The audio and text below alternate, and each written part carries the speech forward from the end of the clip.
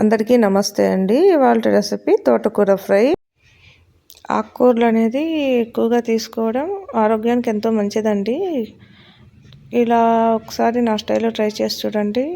సింపుల్గా అయిపోద్ది, చాలా టేస్టీగా ఉంటుంది. ఇందుకోసం ముందుగా ఒక ప్యాన్ తీసుకోవాలి.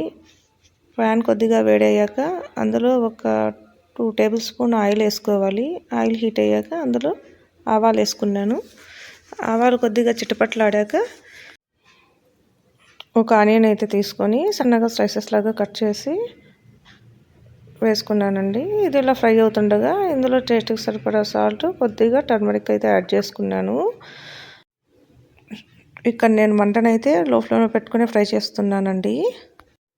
ఆనియన్ బాగా ఫ్రై అయ్యాక ఇక్కడ నేను ఒక కట్ట తోటకూరను అయితే తీసుకొని వాటిని చిన్న ముక్కల్లాగా కట్ చేసుకొని ఇందులో వేసుకున్నాను.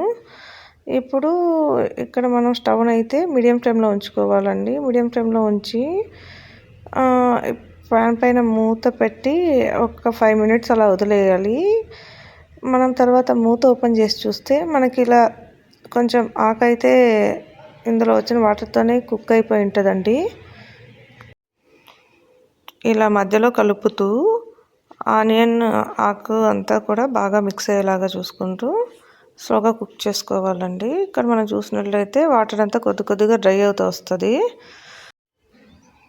ఇలా ఇక్కడ చూపించిన విధంగా వాటర్ మొత్తం డ్రై అయ్యాక స్లోగా మిక్స్ చేసుకోవాలండి, అడుగంటకుండా. ఇక్కడ మనం కనుక చూసినట్లయితే మనకు ఆకు బాగా కుక్ అయిందండి. ఇలా ఉన్నప్పుడు మనం దీంట్లో కొద్దిగా పల్లీ పొడి అయితే యాడ్ చేసుకోవాలండి. పల్లీ పొడి ఏం లేదు, కొద్దిగా పల్లీలు, ఒక 2 నుంచి 3 ఎండుమిర్చి, ఒక 4-5 వెల్లుల్లి రెబ్బలు తీసుకొని ఫ్రై చేసుకొని గ్రైండ్ చేసుకుంటే సరిపోద్దండి. వెల్లుల్లి కొంచెం ఎక్కువ తీసుకోవాలి, ఎందుకంటే ఫ్లేవర్ బాగుంటుంది. ఫ్రై అయితే రెడీ అయిపోయిందండి. ఇది రైస్లోకైనా చపాతీలోకైనా రసంలోకి కాంబినేషన్ అయినా కూడా సూపర్గా ఉంటుంది. ఈ వీడియో కనుక మీకు నచ్చినట్లయితే లైక్ చేయండి, షేర్ చేయండి, సబ్స్క్రైబ్ చేసుకోండి.